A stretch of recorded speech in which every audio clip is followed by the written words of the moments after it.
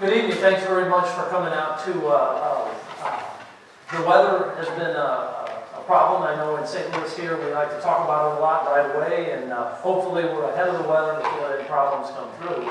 But your attention here tonight is appreciated, and I hope you walk away with a lot of questions answered about facial recognition technology and other technologies that are emerging to help crime fight and crime prevent. That's one of the big things that we want to talk about tonight is crime prevention. So we have a few things that we're going to cover. I'm going to tell you a little bit about Blue Line technology and where we came from and our origins. Our hardware components, because a lot of the things that we're doing with technology today, we could not do without the advancements with camera technology and computer technology. So we're going to show you how those two things come together with our software for our solution. And we're going to talk about our software advances. And we're very, very proud to say that we have, about 30 days ago, our patent was allowed. So it gives us a unique foothold in this particular market space. Then we want to talk a little bit about how you can use this facial recognition. You got to use your imagination a little bit here, because almost every day when we come into the office, we find another use for this application. And we'd like to share that with you. And then also, it's meaningless unless we got real good case studies in order to support the advancements that we've made. So, please be comfortable as we go through. Use your imagination. Get your questions ready. We want to make sure that we address those. Our history of Blue Line is rooted deep within law enforcement. 4 of our key partners are former law enforcement officers, ranging from majors to detectives. A lot of work in the DEA. One of our partners is a former code writer for the U.S. Army, who was meritoriously recognized for his work in that field. Myself, I come from the business side of the community. George Michaels, our CTO, an Intel scientist that we've been working with, and Don Deason, you'll see Don walking around in the audience, and he has a strong background in sales coming from Sun Microsystems. And then I'd like to call a little bit of attention to our congressionally recognized former police officer, Gabe Keithley, who's done an outstanding job with us. The big thing about Blue Line technology is the fact that we are a software solution provider. So I want to make sure that we understand that, because a lot of people try to drive us into a hardware solution. But we have a facial recognition software solution that really provides a non-intrusive, and that's a big key word here, non-intrusive, way of real-time identification verification. What we're really looking at, and you're going to hear the term facial recognition used in many different scenarios. Some of the software that you hear about as facial recognition software is basically designed to look for flesh colors and put a box around the face. And then what they want to do is they want to see if they can find that box around the face later on in an area. What we are focused on is we want to find that face, but we also want to provide a name or a recognition to that face so that you can take appropriate action. Our focus is to deter, detect, delay, and deny. And we'll jump right into it. As I said early on, our technology has been allowed to advance primarily because of the technology of the camera and the technology of the devices. So think of it this way. If you pull out your cell phone camera, you've got about a 5 megapixel camera there. Pretty good camera these days, and actually good enough to do facial identification. What we're doing is we're using that camera at a rate of 30 frames per second. So think of that, 30 frames per second. And we've teamed that with a gamer computer. So you have a computer that requires a lot of oomph, a lot of memory in order to process that video as you go through. And as we take a picture, what we do that's a little bit different is we build a 3D template of your face. So we're just not taking a picture and comparing it to a picture. We're building a 3D model of your face for later use. So in a schematic, you might see a couple of IP cameras and an appliance. This is what they really look like over here on the left-hand side. We design our solution because of the appliance and the characteristics that we're doing, the analysis that we're doing with the appliance.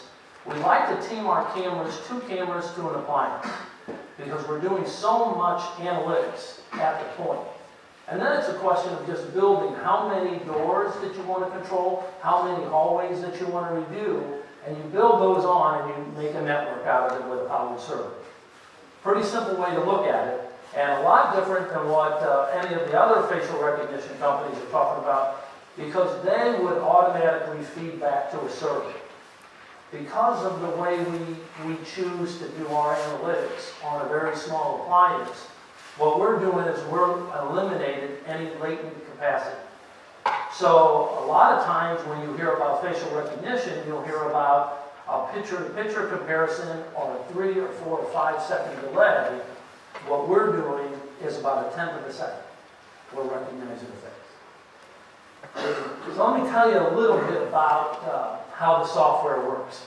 So we've got great hardware, things that we've identified over the years and tested through our laboratories, and we had to find something that could handle the software capabilities that we do. So we already talked about the fact that we need a camera to read your face. So once we have your face in a frame of view, what we do is we use our software to compute a template, as I said a little bit earlier. Then we take that and we compare that against a database. Now perhaps you've probably heard a lot of newsreels around these mega databases. We can put all criminals in a database. We can put all the population in a database. Perhaps that can happen. That's not the solution we're trying to work for. We're working at a very, very small population. We don't do any data management. We don't do any data selling of data to anyone. What we allow is a company or an organization to build their own database. And if they choose not to identify who that person is, you can do that too. We can assign a random number. That's all left up to the employer. And perhaps a convenience store owner or a big corporation as part of their HR process or things like that. What we do then is we compare that face to the database. And as that comparison is completed, we categorize that read in one of 3 ways. We say it can be allowed as a very, very positive alert, meaning that person is allowed to enter a room. We say that person is not allowed, so the lock would not be actuated to open the door. So we can prevent a door from being opened by the face read. And then the third thing that we do, which is part of our secret sauce, is we can provide an alert. And by an alert, what we're talking about is if you have a situation where a individual has had a past problem in your organization, for example, we can read that as they approach the building again or approach a particular office, and we can send an alert and provide an extra 10, 15, 20 seconds to take action. And often that's enough to prevent some bad catastrophic events. Our secret sauce is in our patent. So like you see in some of the pictures that you've seen around, you see spots on the face that the software will read. We have about 360 points on the face that we read. We're doing different angles of the face so that we can build and make this 3D model. That's the software. So basically, when we set this up, we take 3 images of a face. We can take that any number of ways. We can set up a registration station, like you see today when you go to a hospital and they take your picture, a doctor's office, or if you go to work and they're building an employee badge for you, we can take that photo and we put that in a database with any of the other profile information that they may need, and then we turn around and we set the status. So a case in point, and I'm going to share some case studies with you, a case in point would be an employee that has threatened a coworker. in the system, they might have a status that says good, they're known and they're positive. As a result of their activity, they're going to be terminated. We can immediately turn them to an alert, and the next time they try to come in the door, that door will not actuate, that door will not open, and an alert could be sent to your appropriate security people that someone had approached. So that's pretty much how the database is set up.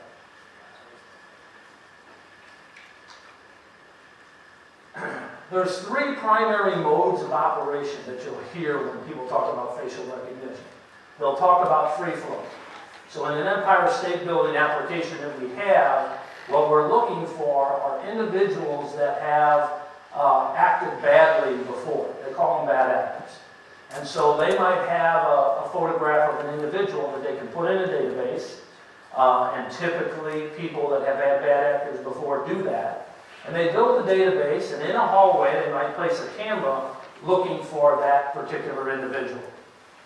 The downside of that is you never know where that bad individual is going to be, and if they're not looking up at their camera because they're so busy walking, looking at their cell phone or some other thing like that, your likelihood of hitting that individual correctly to get the correct read for facial recognition is pretty slim.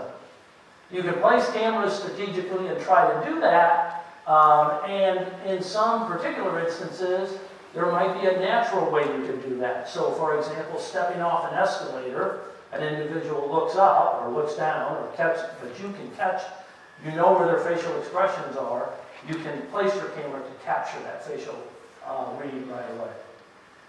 In a controlled access environment, this would be some place where you don't want someone to go into unless they're authorized. So this could be, I don't want an individual to walk inside of a door or come into my company unless we know he's part of a database and he can walk through. An individual not part of that database could not walk through. The read would not happen and the door would not actuate as part of that.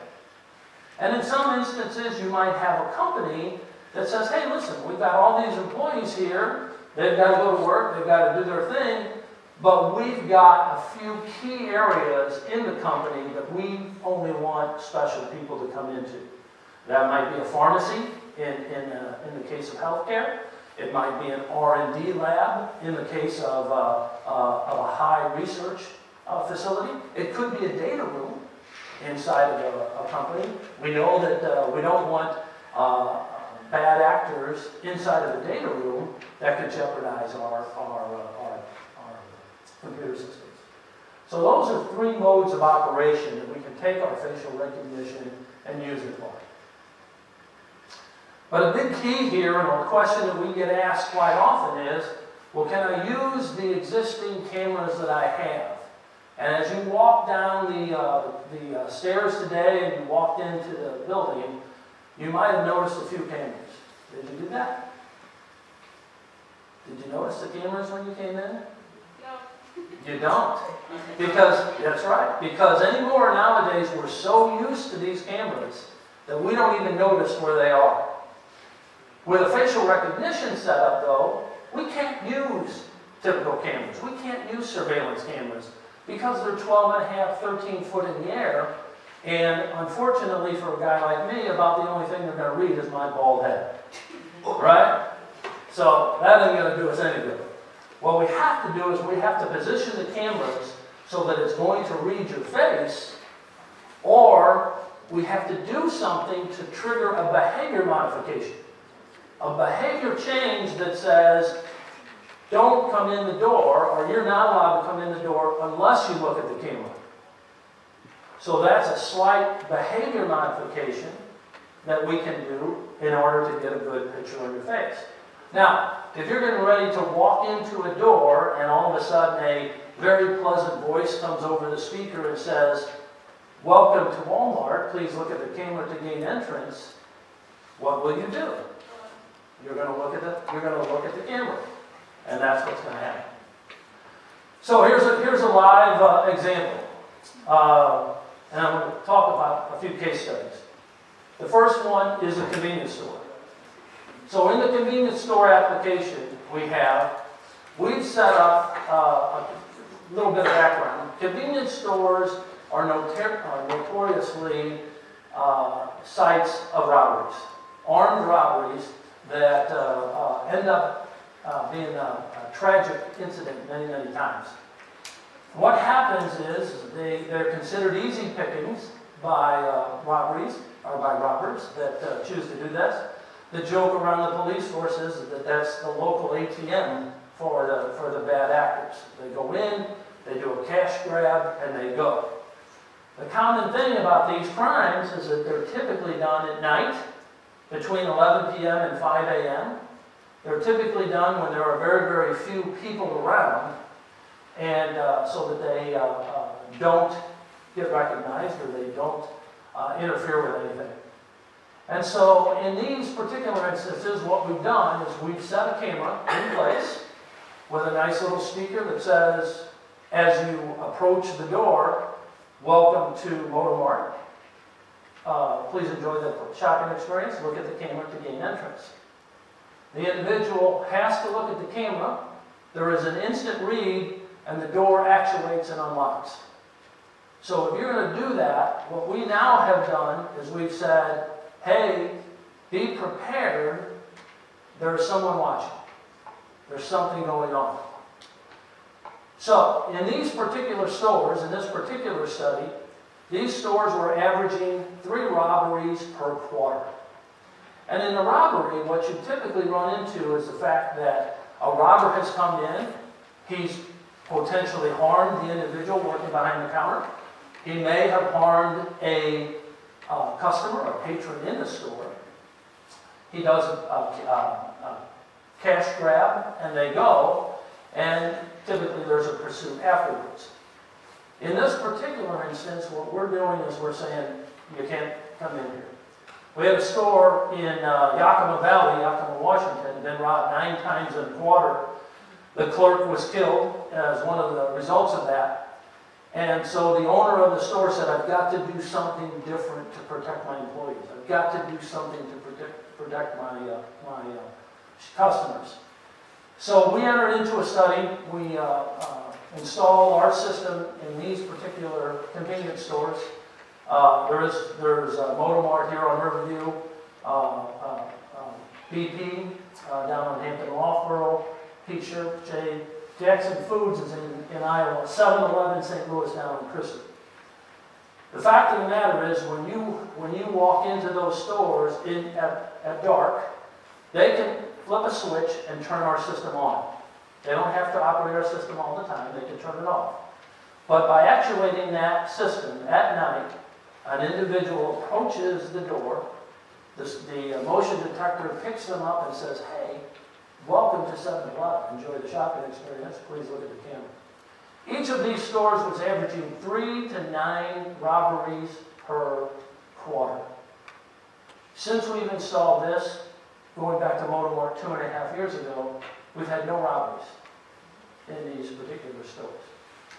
We've had individuals that say we have avoided robberies. We've seen an elimination of shoplifting. We've seen a reduction of bad actors loitering in the parking lot. And a big key item here is that the police was receiving an average of 30 to 60 police service calls a month at each one of these locations. And when we say a police service call, somebody behind the counter called the police asking for assistance, asking for help. Well, the minute that happens, you take a police officer and their partner out of commission. And they have to go work on this particular thing. So if you think about that, we've eliminated 30 to 60 police service calls per month per store. That's the impact that we've been able to have on this. So I'll give you a live example of a robbery getting ready to take place. 2 robbers approached a convenience store. The door would not actuate simply because of the fact that the camera could not pick up a face. We set the camera to say, we don't care whose face it is. We don't care anything about them. All we're saying is, if we can't see a face, they're not allowed in the store. Secondarily, guess what? If we do get a picture of their face, we have a very high resolution image. And there is no doubt about it when we do catch that individual later on. And that is happening. Make sense? So let's talk about another application. Here in St. Louis at St. Mary's High School, the principal down there, Mike England, recognized that he had a problem of people walking through the school that had no right and no reason to be in the school. So you and I have heard about troubles in schools and what happens when there's people in those schools that have no right or no reason to be in there. It could be a domestic violence situation. We've had an impact on that. So Mike chose to enroll his students in our program, and as the student came in, their face was red and the door actuated to let them in. If someone piggybacked on that, we were able to pick up their face in the camera view as well, and because they weren't, if they weren't allowed, then a signal was sent to the appropriate people. That has had a tremendous success with over 1,400 facial readings per day. We've put it in 3 Gilbert schools in the Arizona School District.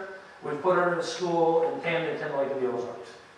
So basically what we're saying is we can't prevent all of the bad activity that's going on. But if you have bad actors that are hanging around, if you have a bad situation, there are things that we can do to help keep them outside of your building.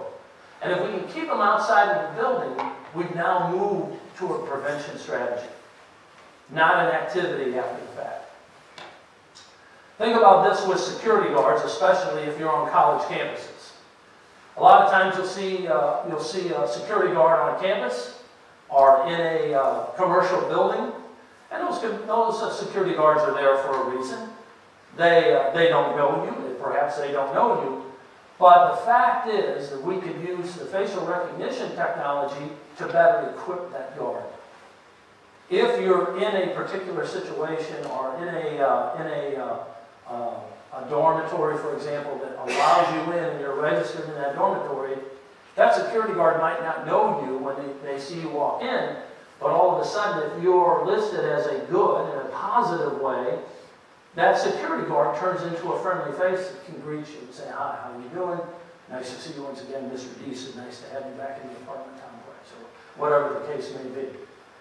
What we've determined is that in many instances where there are 2 security guards, we can go down to 1, and we can provide a better surveillance package as a result of this. Here's a third case. This one's a little scary, but it's very, very real. We were approached by the DEA. Hey, I work with a bunch of ex-cops, so what are you going to do? That's the crowd they roll with. So a DEA agent walks in and says, "Listen, we've got a problem. We know that we have a money laundering issue. And we know who the bad actor is, but we don't have enough manpower to be at all of the stations we think he's going to be.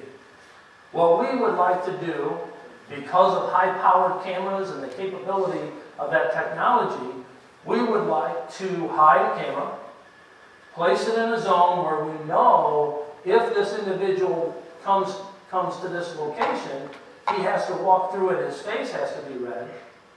And what we want to do is use that in absence of a guard sitting there watching or a police officer sitting there watching." Well, this goes on for weeks, but the camera's there and it's clicking away, and all of a sudden there's an alert. The alert is sent to the DEA agents.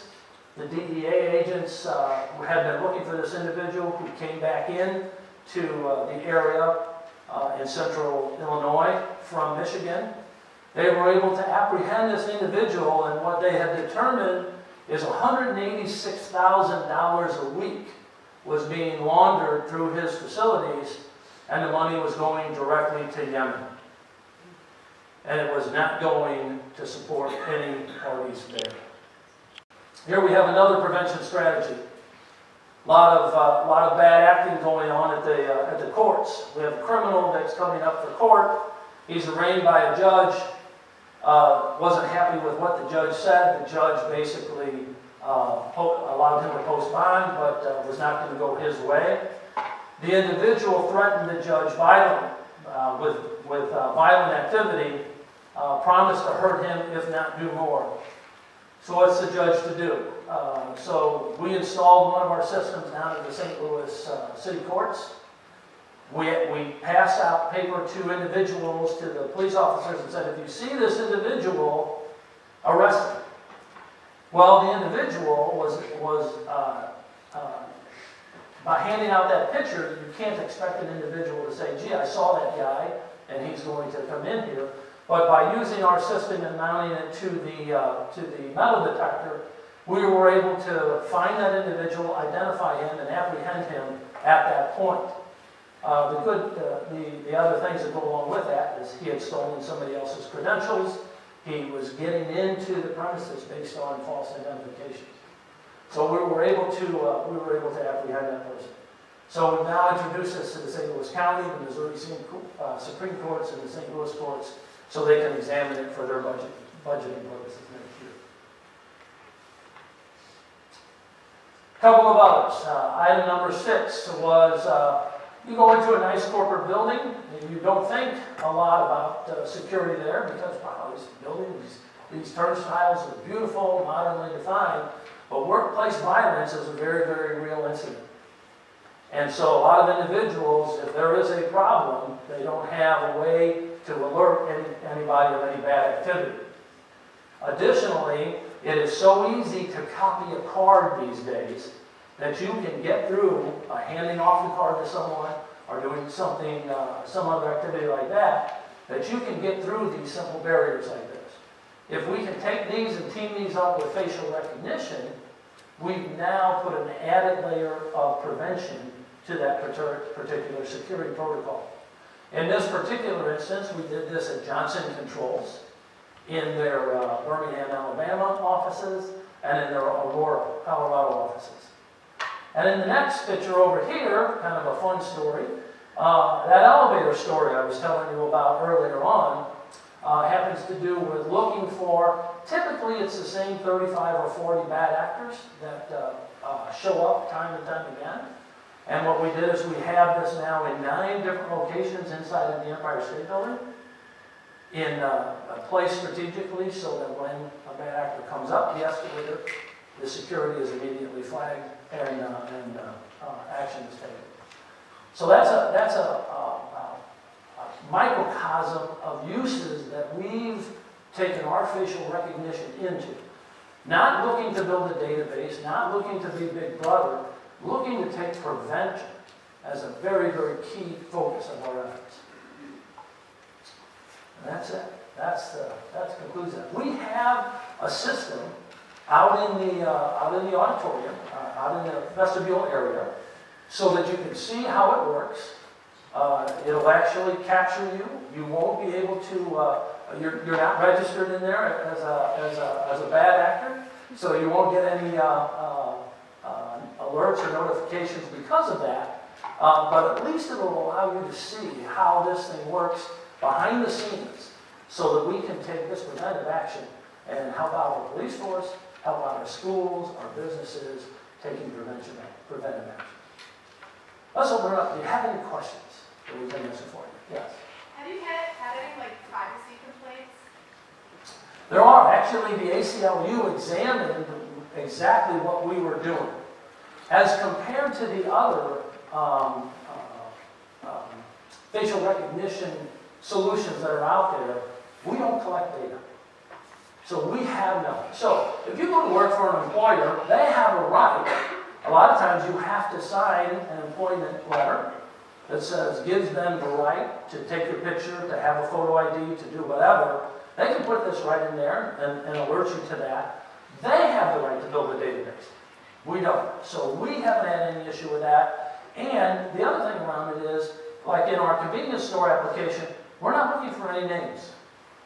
We don't care about any other privacy policy. We're not looking to collect any data on that individual. We want to know, is that individual bad or good?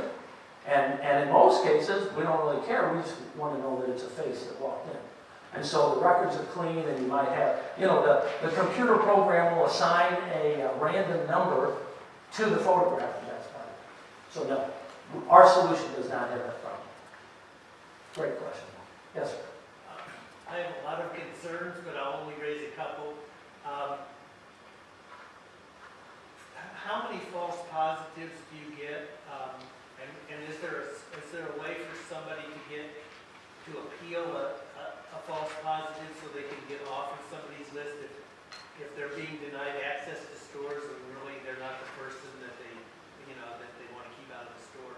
And secondly, do you have any concerns about the companies themselves sharing that database or selling that database maybe to law enforcement or to other stores, and suddenly, my access to a store is dependent on my being willing to share my information in a wider network than I'm comfortable with. Okay, so let me take that in two parts. The first thing is false positives, which I think is a good point that you bring up.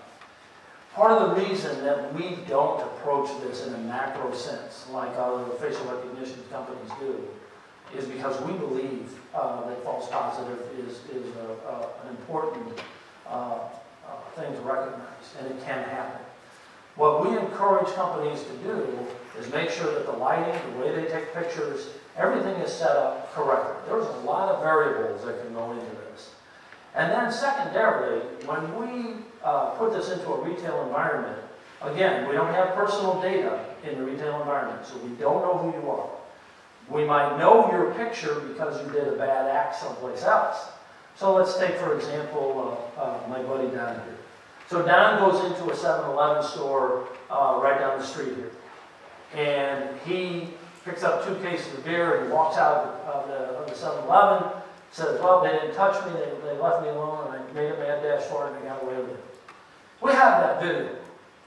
All the stores have video. They have surveillance video today. This is nothing different than that. We just happen to position it better with a better camera so that we have your face. We can take that video snippet and we can move that into our database. If I own the 7-Elevens, I can move it into my database, and I can build a database that says the next time good old Don comes in, that door isn't going to open. We don't know that's Don, we just know it's a guy. The next time that guy comes in, we're not going to allow the door to open. So that's one way that we're not sharing personal data. The only thing we have. Now, let's say what we encourage stores to do, if they do use this and they have an identified bad person in the store, it's all about the approach. What we encourage the security protocol to be is, walk up to that individual. Say, hi, Don. I see you're in the store today. Is there something I can help you with? We're not looking to do the confrontation in the store. We're not looking to do anything severely negative. What we want is Don to know that we know he's in there. So that kind of addresses your concern about the data sharing, especially if you've been identified as a bad actor and you're really not. The second thing is the store selling the data. I would tell you, I don't know of a store that would sell their security data. Not saying that it couldn't happen, but I don't know of a store that would do that. They have laws, they have credibility problems if they start doing something like that. Now we know in certain instances, one of our competitors will sell stores a database that they've created, and we won't do that. So it's a little bit of a different approach. I hope that answers that point. Yes? So like if 2 people have like similar faces, would the facial recognition be able to pick it up, like which one is the criminal and which one's not? It will. So part of our testing program includes running a lot of faces through here.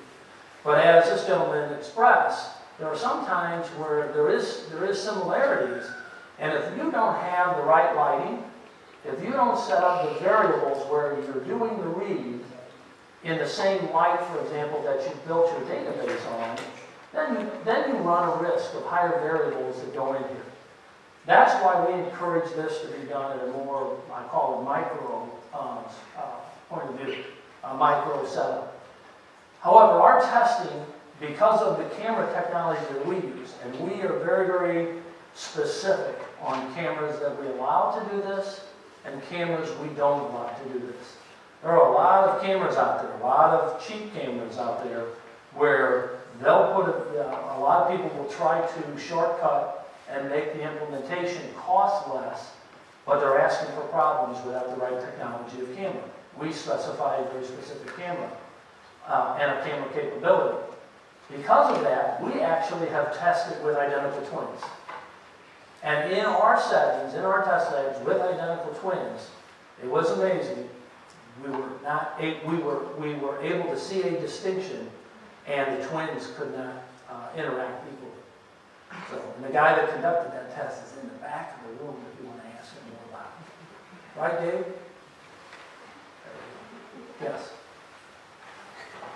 So I want to know if this is a possibility or not, that someone is a bad actor, as you put it in the specification, and they are caught and incarcerated. They then serve their time to the community. Let's say they serve 10 years.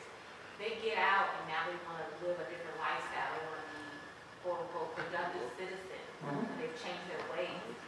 Is it possible that their status in the database that you all are creating is still something negative? And let's say, for example, a grocery store is using you guys' database. Is it possible that they can no longer get food from a grocery store even after serving their debt to the community? So that's a great question, and I really don't know the answer to that. So I would tell you the technology is advancing and changing very, very quickly. But an individual at my store, am I going to keep a database that's over 10 years old? What you're saying is, I have the potential of keeping a database that's over 10 years old, and then when that individual tries to come back in, I don't have to let them in. Well, I would tell you that's possible. I mean, we are a free society, and a grocery store has the right to serve or keep out whoever they have. So I do not have a solution for that particular problem.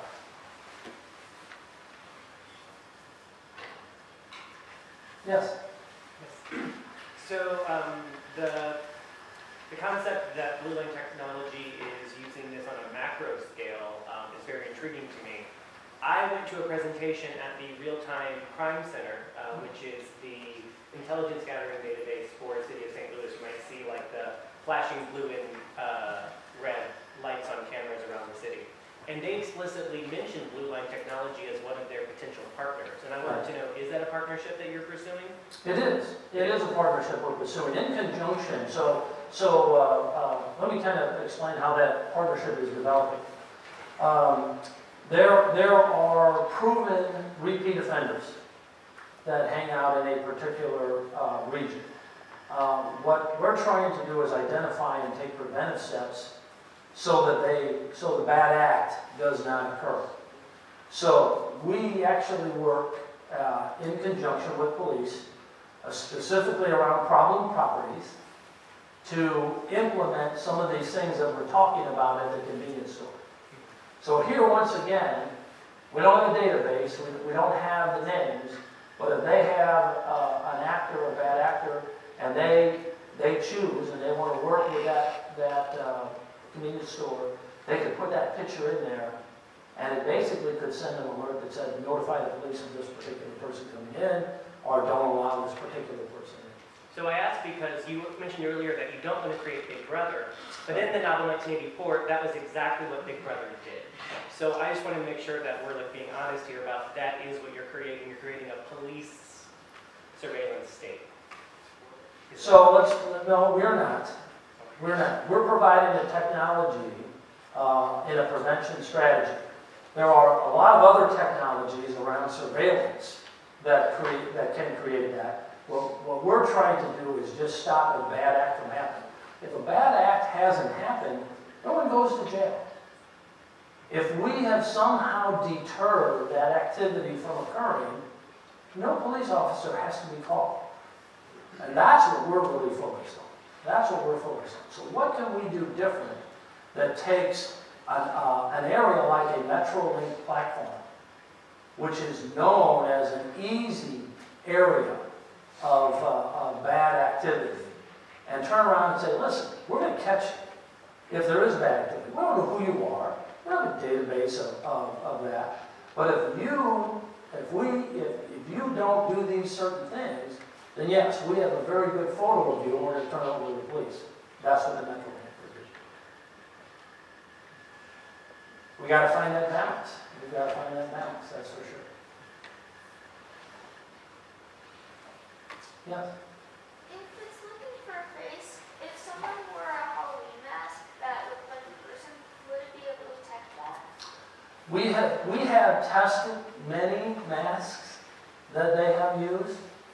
I do believe a mask will be created that could fool the system, but as of yet, we haven't had that problem. And wait a minute, a lot of Mission Impossible fans out there. So, you know, I absolutely think the Mission Impossible guys might be able to get through this, just so you know. Yes? So from what I understand, you're saying there is no database to start off with. So each store is going to start building their bad actors database. They can. Can you not feed off from the law enforcement database? So, for example, if someone has been robbing 10 stores in like a 20-mile radius, if the data is fed into the other stores, right, your prevention capability will be a lot more than for the store to actually determine who the bad actors are. It is. It takes a while to build it up. It is. So let me build on that a little bit. If you go into any store in St. Louis today, or any one of these major metropolitan areas, or you go into a retail setting, you will hear them talk about the book. The book. Now I can tie you right back to the Rogues Gallery. Pictures in a book. Every one of these stores has pictures in a book. They have pictures on the wall. And basically what we're doing is we're putting that into if they choose to, they're putting that into a computer. If they want to share that store to store, so a lot of convenience store owners own 4 or 5 or 6 convenience stores. They could share that data. I believe that in a particular, another setting is, where we are down in Christie, for example, there's a bar and there's a couple of other stores. I believe there could be co-ops formed where they can share that database of bad actors that are in that particular region. Once again, they don't have their names typically. They have a picture of who that bad actor is. If the individuals, if later on this would move to a point where the police, or they could get a data dump from the police about bad actors in that particular area, I think they would. Back to the question we had earlier about, but isn't that really Big Brother again? And the answer is, yeah, kind of.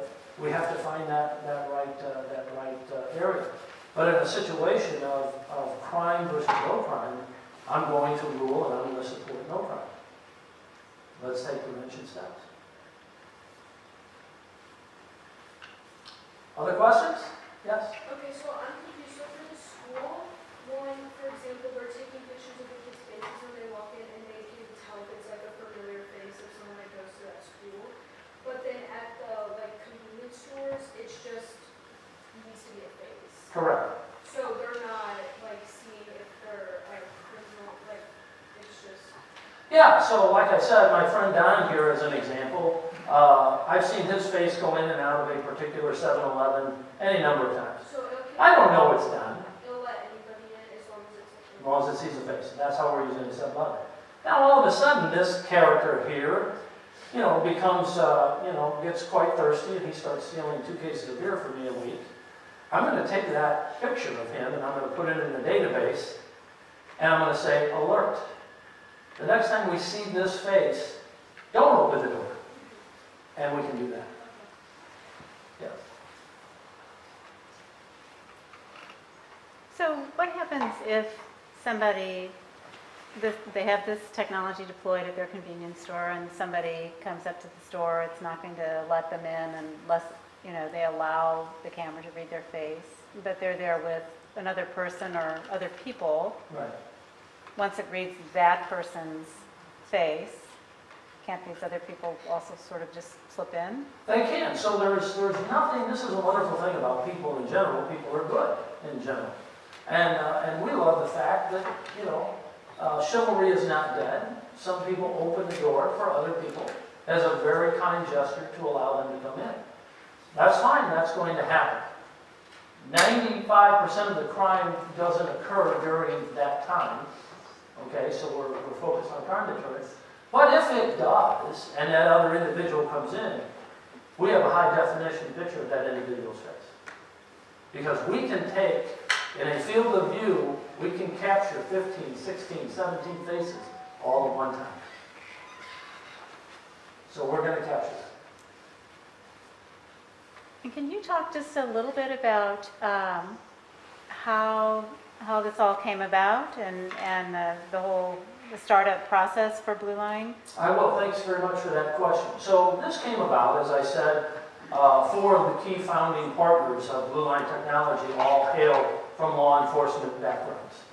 And a lot of times in a law enforcement situation, they get to see the repeat offenders. There was a particular market, particular grocery market here in town, where the police were frankly getting tired of being called back to arrest the same individuals over and over and over again. One of the police officers, Marco Silva, who you will know from the crime lab in St. Louis, actually wrote a bit of code around capturing a face and an algorithm around that, and then submitted that, said, hey, I think there's an idea here where we can capture this guy and already know who he is and take some activity. No one really seemed to be too interested in that, other than a couple of other police officers that said, well, wait a minute. In a real life situation, what we can do is we can prevent that crime from happening. And so three of the other partners came together and said, let's build a product here. Let's take this work done, this code writing work, and let's build a product where we can equip individuals in a way that allows them to take preventive action so that we don't have to arrest them just for them to be released again and arrest them again. Let's stop this vicious cycle. And let's change the behavior. Let's do a slight modification of behavior that says, we got you. If we want you, we got you. And because of that, we then started to go around the applications. And we brought the team together. We started to build out applications where we could use this in a prevention strategy and said, wait a minute, what have we done? We'll go back to the convenience store example that I showed. We've eliminated 30 to 60 police service calls per month per store. In a town where we are 250 police officers behind in open enrollment of a need created right now, that's a lot of support that they don't have to provide anymore, and they can go focus on other crimes. So that was the mantra. That's what really set us up to say, okay, we can do this. Unfortunately, in my history, my background, I've run companies here in St. Louis, and I have had companies that have had workplace violence in the locations. I've had situations where domestic violence that you think is at home came to the office, and had an individual gone to HR and said, I'm afraid for my life, my husband knows where I live, and we put that picture in as an alert, there are things we could do. So we can impact domestic violence that comes to work. And so we expanded the applications that we knew we could go after in a preventive role. And in the meantime, we found ways that we could make life a little simpler. If you have a pharmaceutical office, for example, We can use your face to register you in and register you out so that you don't have to fill out the paperwork anymore. We can prevent crime in the medical industry, healthcare, by validating that it's your face to your ID. So that is really you. So the imagination has gone broader and broader that says, what other things could we do to help stop crime, to help individuals? We're looking in a elderly care facility right now, and the elderly do not want to carry keys anymore. They don't like the fob. They don't like the card that they have to carry because they wear it around the wrist and it's a hassle and it's intrusive. We can assign their door, their face, and unlock their door just by seeing their face so they can go back into their own apartment and live much more comfortably.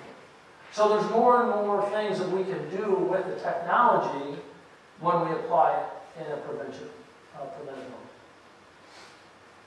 And that's how we get started.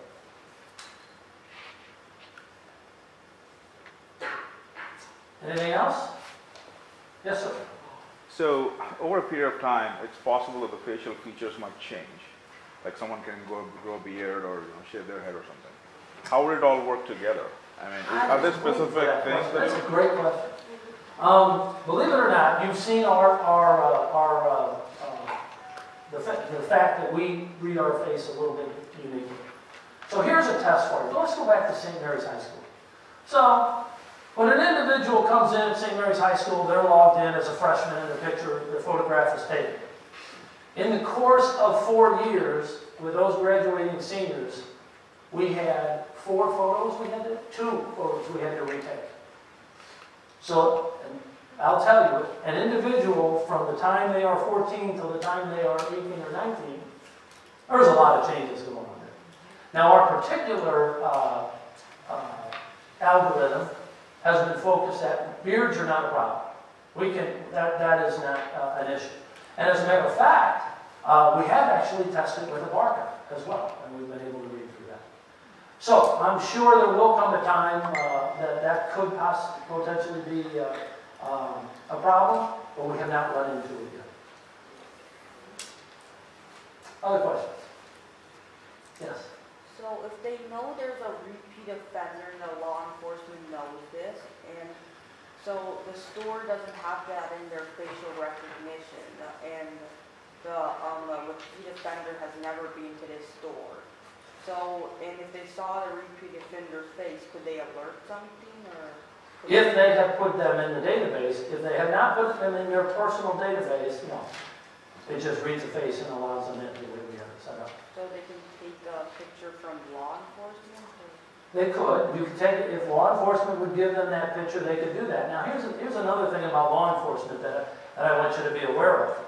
We can't take any photograph and just put it into a database. A lot of times we take the photograph right off of our video that we're using. But a lot of old photos that were taken, as they get sent over the internet, the photos get compressed. And the more compression that you have in photos, the worse your ability to read becomes. So what we want is a very, very high definition photo, hopefully taken with our own camera specs that we've done in a registration process. So we're not going to go into our old archives and go dig up a bunch of old photos and data dump them and expect to be very, very accurate. That's not going to happen. Those photos on the wall, those are pretty old out there, but those are highly compressed photos. So we can't use those. Is it up to companies to decide what data they keep? Like for high school, do they keep the photos of like past graduates? Yes. That's up to the high school. Yeah.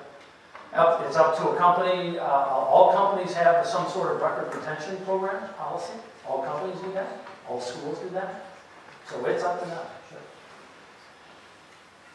Yeah. In the public at large, would you think it's fair to say that once you're in public, that there is no expectation of privacy, having your face photographed? Is that correct? There are two states that have challenged, legally have challenged that particular frame of reference. And they initially put in laws, legislation around biometrics, and they are now rewriting those laws because specifically for use with law enforcement and things of that nature. They're saying, no, if you're a criminal, you basically have chosen a path and we're going to go after you. So we're not going to allow that. But, as I said earlier, when you walk into this building, do you know how many surveillance cameras you were on already? When you walk into a store today, look at how many surveillance cameras you are. When you walk out on the street, if you've been to the crime center, look how many surveillance cameras you are on. That's happened. It's here. What can we do to harness that correctly and use it in a proactive state to prevent crime? That's it.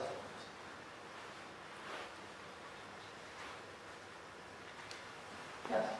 So can the user or client they can adjust a single photo, assuming that there's a database that has the high resolution photos that you require? Could the user then, use a comparison database themselves outside of their own system?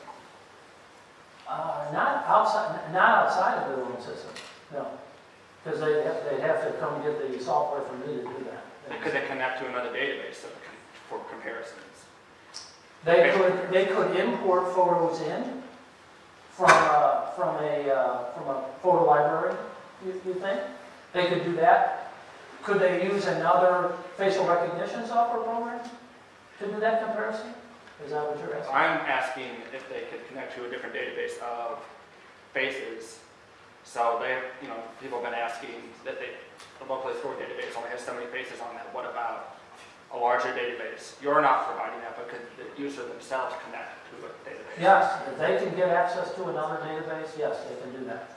They have to import it into our program. They have to import it into our database, but they would have to import their database, whatever that is, into this in order to be part of this capability. But they could do that.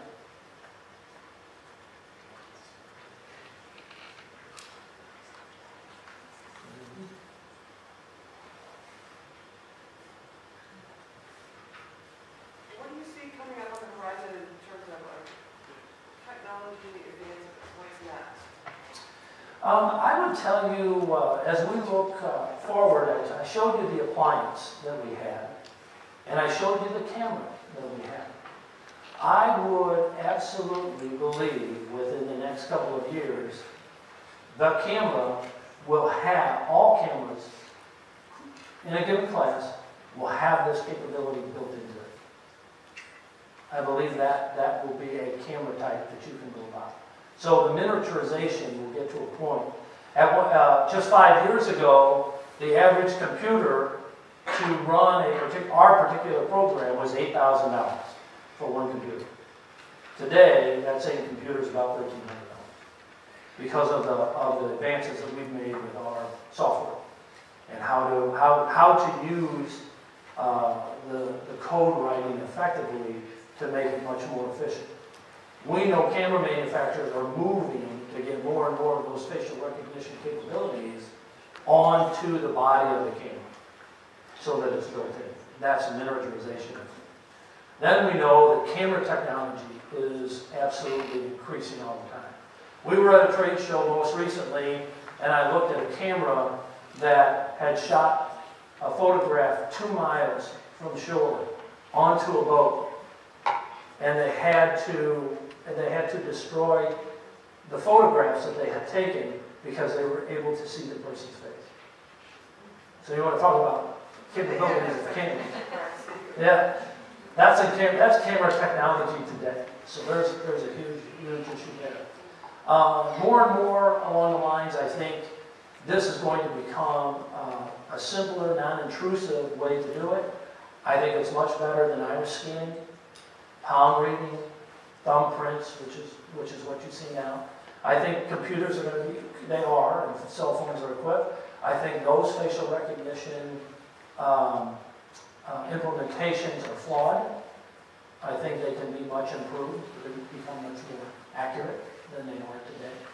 I would look at some form of second factor, biometric, being a norm in buildings as opposed to any sort of situation. And So a couple of things that are happening in the industry. There are standards that are starting to emerge. There's also a look at the ethical use of facial recognition, but you'll see camera manufacturers in 3 years will have what they call a software-defined camera. It'll be much like the cell phone, and that there will be applications available from an app store that you can put on your particular camera. So those are some of the trends that are going on. So it could be Android-based, it could be iOS-based, if you're familiar with those terms. So it could be an Apple-type device, it could be a Google-type device, but they're looking at that right now from a camera manufacturer standpoint. And so applications will be available, whether it's facial recognition, people counting, or other things that retail is currently doing that you don't realize they're doing. So they count the number of people coming in the store, they count the sex of the people coming into the store, and they even have algorithms where they look at what the age of the individuals are on the camera, so they can start to look at demographic information about who's coming into the stores. Those kinds of apps will be available from an app store. hearing about those now. So that's not our industry. We're focused on security. That's a whole marketing and consumer-related industry that we try to stay in. Yes, sir. Well, and how are you protecting these cameras? I assume that that's a particularly important part of this. Well, I have to tell you, if you go to some of these places, you're absolutely likely to see somebody take a baseball bat to a camera. We've seen that, where they're saying, I don't want that. No, you go out and put up a new camera. Cameras are getting to be pretty cheap, and if it prevented a bad act from going on. Cameras are built with housings right now. They have environmental housings and things like that. People build cages around cameras. But, a bad actor is a bad actor. So, fortunately, I don't sell cameras, so I'm okay with it. So, yes? Just a quick question about your branding and marketing there. I didn't pick up on it initially, but I'm looking at it. It has blue line technology with a thin blue line. Could you explain just a little bit about what your thinking was on that? On our branding here? Uh-huh. So this is, if you would go, I can tell you exactly what our branding was. Blue line is relative to the first line of defense. So is there something we can do as the first line of defense? Hence the name Blue Line Technology, because we're a technology company. The shield itself is a half of an implement of a shield. All of our founders are former police officers. They have a very, very prestigious record, highly decorated group of individuals. But we wanted a brand like that in order to provide nomenclature to a building, to a particular doorway, or something of that nature to change behavior. So the slightest amount of behavior change that we can do. If a bad actor goes into a convenience store, starts to walk into a convenience store, and gets a slight reminder that somebody is watching, behave. You know what? They do behave. They do that. Now, like I said, I believe most people are good. So that's inherent in us. It can be a good individual. But in the time frame of 11 p.m. to 5 a.m., bad comes out. And so what can we do to warn them, to say, hey, we're trying to give you a little bit of a sign here that says, take preventive, be aware that we're here. That's our one. What kind of protection do you have against hacking, like people hacking into these databases and taking all these spaces? We have a closed loop system. So we don't go out into the world. A company chooses to build a server and put this inside of their domain to do a backup, a database backup, then they have their own cybersecurity protocol. So it would fall under whatever company's protocol that is. And they typically have to be used. So we're not outside of that. In terms of emerging technologies, you talk about iris technologies being older, but what about something like gait recognition? So, Say iris scanning is Yeah. older and this is better, but what about something emerging and newer like gait recognition as an emerging technology? so iris or the other one was? Gait recognition, you know, walking gait. Oh, so Don was alluding to that a little bit.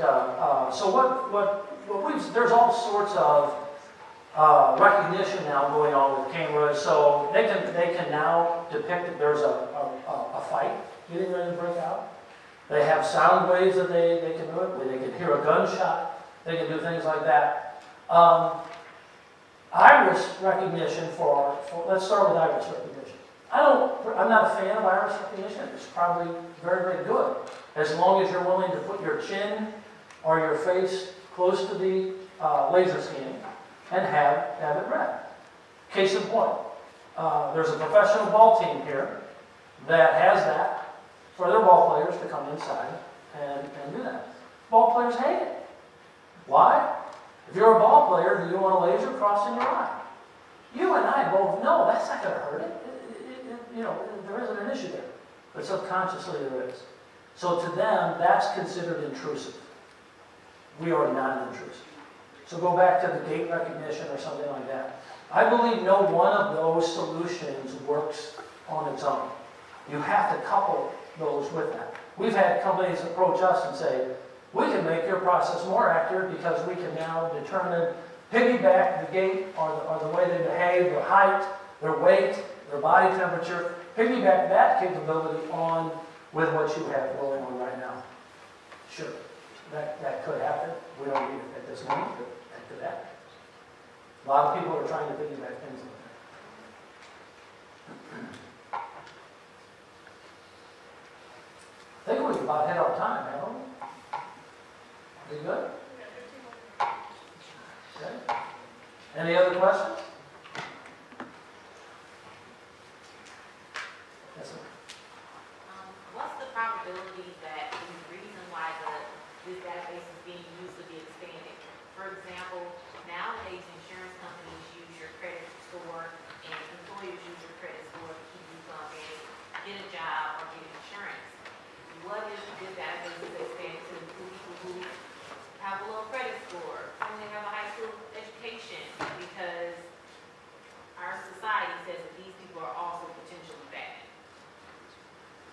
Well, I would hope, I don't have an answer for you that I think would satisfy you, but I would hope there are other litigious rules that we have to follow to prevent those sorts of behaviors. So we don't want to discriminate because a person is poor or a person has demonstrated something bad before. I can't write legislation around that. I can tell you, I can look for an individual that has cheated the system before because they've used their middle name now as their first name or their last name as their first name, and they've applied for health care benefits over and over and over again because we had no way to verify that individual was basically the same individual with 3 different names. So we're going after that. So we're going after the other side of your equation. We don't have all of the protocols and all of those steps built that would prevent some of the concerns that you have from coming up, but I know of no one thinking along those lines.